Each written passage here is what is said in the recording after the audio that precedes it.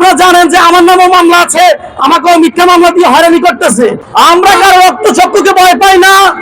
জেলায় কর্মরত সকল সাংবাদিক উপস্থিত, সিনিয়র সাংবাদিক খোরশেদ আলম ভাই, বেলাল হোসেন ভুইয়া, জাফর ভাই, মানিক ভাই, আনোয়ার বাড়ি ফিন্টু, আমাদের ইয়াকুব আল মাহমুদ, সবুজ সহ আরো অনেকে।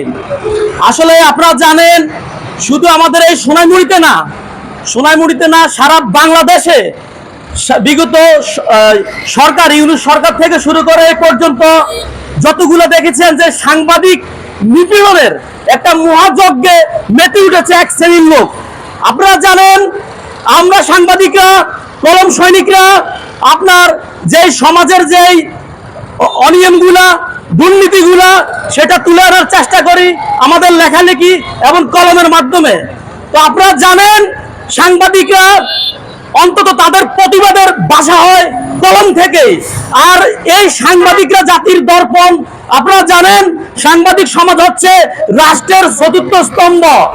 আপনারা জানেন যে সাংবাদিক সমাজ শুধু সোনাইমুড়িতে না সারা বাংলাদেশে যে পরিমাণ সাংবাদিকের উপর নিপীড়ন, নির্যাতন, অমানবিক হুমকি, মামলা, হামলা সহ অনিয়মিতভাবে তাদেরকে গ্রাস করার একটা মহাযজ্ঞে একটা মহাচক্র নেমেছে।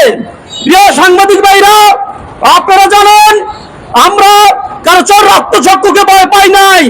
সাংবাদিকরা বহুত গভর্নমেন্টকে তাদের লেখালেখির মাধ্যমে গভর্নমেন্টকে নামিয়ে তুলেছে এবং তারা যেই যত রকমই শক্তিশালী হোক, যত রকমই মাফিয়াতন্ত্র কায়েম করুক, যে কোনো ব্যক্তি, যে কোনো সংগঠন, যে কোনো দল যদি সাংবাদিক সমাজ ঐক্যবদ্ধ হয়ে তার রুখে দেয়। আপনারা জানেন যে আমাদের যে বিগত দিনে অর্থাৎ পাকিস্তান পিরিয়ড থেকে এই পর্যন্ত আমরা দেখেছি যে আইয়ুব খানের শাসন থেকে যত স্বৈরাচার হয়েছে, যত স্বৈরাচার পতন হয়েছে একমাত্র এই সাংবাদিকদের কলমের কারণে, সাংবাদিকদের কথার কারণে, সাংবাদিকদের লেখালেখির কারণে তাদের পতন হয়েছে।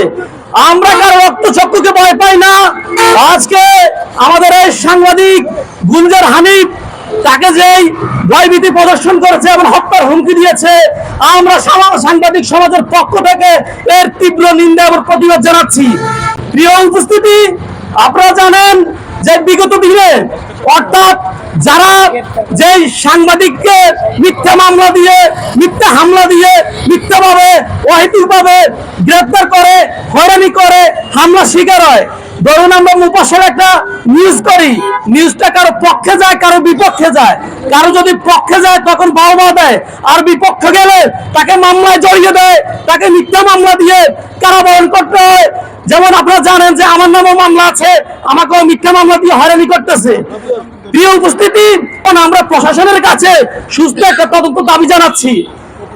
আজকে যেহেতু সময় সংকীর্ণ, আমাকে সবুজ ভাই বলতেছে সময় সংকীর্ণ, সংক্ষেপে করতে, তো আমি লাস্টে একটা কথা বলাই বিদায় নিচ্ছি যে আমাদের যত সাংবাদিককে হত্যা, মামলা, নির্যাতন, নিপীড়ন, ভয়ভীতি দেখাচ্ছে, এগুলা সুস্থ তদন্তের মাধ্যমে প্রশাসন এবং গভর্নমেন্ট যাতে অতি দ্রুত পদক্ষেপ নেয়, এই আশা এবং প্রত্যাশা করে আমি সাংবাদিক জসিম উদ্দিন রাজ আজকে বিদায় নিচ্ছি। ধন্যবাদ সবাইকে।